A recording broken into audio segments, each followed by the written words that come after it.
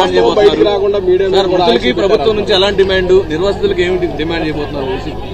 నిర్వాసితులు దాదాపుగా 32 మంది ఇప్పటికే చనిపోవడం జరిగింది. ఇంకా ఎక్కువ మంది చనిపోయిన పరిస్థితులు కూడా కనిపిస్తా ఉన్నాయి.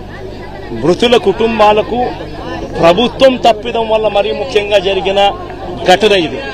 ప్రభుత్వం తప్పిదం, మ్యాన్ మేడ్ ఫ్లడ్ వల్ల జరిగిన ఘటన ఇది. మ్యాన్ మేడ్ ఫ్లడ్ వల్ల జరిగిన ఘటన ఇది.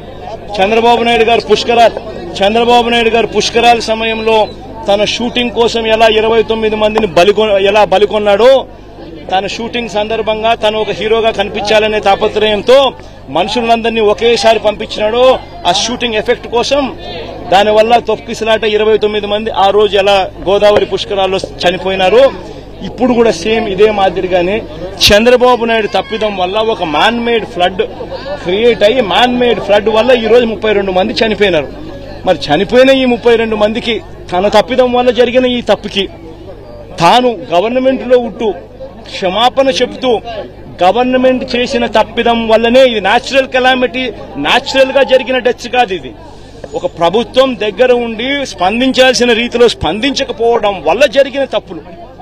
ప్రతి కుటుంబానికి నైతిక బాధ్యత వహిస్తూ ప్రభుత్వం చేసిన తప్పిదం వల్ల చనిపోయిన పరిస్థితులు కాబట్టి ప్రతి కుటుంబానికి కనీసం అంటే 25 లక్షల రూపాయలు ఎక్స్గ్రేషియా ఖచ్చితంగా ఇచ్చి క్షమాపణ చెబుతూ కూడా వాళ్ళందరికీ కూడా లెటర్ రాయాల్సిన అవసరం కూడా ఎంతైనా ఉంది.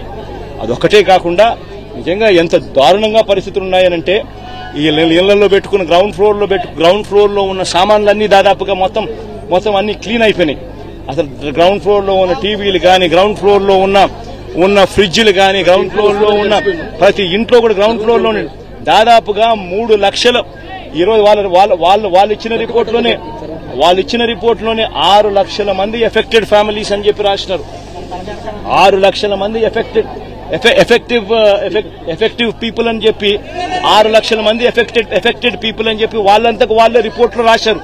మరి ఎఫెక్టెడ్ పీపుల్ అని వాళ్ళే రిపోర్ట్లలో 6 లక్షల మంది అని చెప్పి వాళ్ళే రాసినప్పుడు ఆ 6 లక్షల కుటుంబాలకు వాళ్ళ కనీసం ప్రతి ఇంటికి కూడా జరిగిన నష్టానికి కనీసం కాంపన్సేషన్ ఇస్తూ, ఎందుకంటే ప్రభుత్వం తప్పిదం వల్ల ఈ తప్పిదం జరిగింది కాబట్టి ప్రతి ఇంటికి కూడా ప్రభుత్వం తప్పు యాక్సెప్ట్ చేస్తూ, ఆ ప్రతి ఇంటికి కూడా కాంపన్సేట్ చేస్తూ, ప్రతి ఇంటికి కనీసం 50,000 రూపాయలు ఖచ్చితంగా ఇవ్వాలని కూడా డిమాండ్ చేస్తా ఉన్నామని చెప్పి సందర్భంగా కూడా తెలియజేస్తా ఉన్నాం.